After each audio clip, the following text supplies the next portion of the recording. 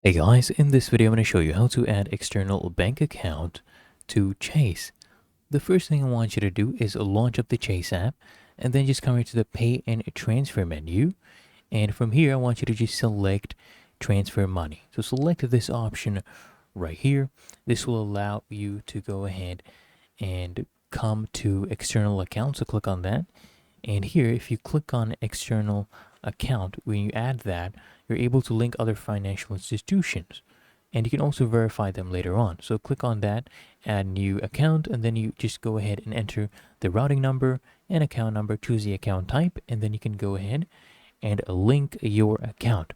So if you go ahead and click on link account, it'll ask you to verify. So you can verify by logging in with your existing credentials, or you can do trial deposits. They'll make small deposits to verify your ownership. It'll take 2 to 3 days, and then you just verify the amount. Really that easy. If you found this helpful, make sure you smash that like button and subscribe to the channel. Really helps me out as well.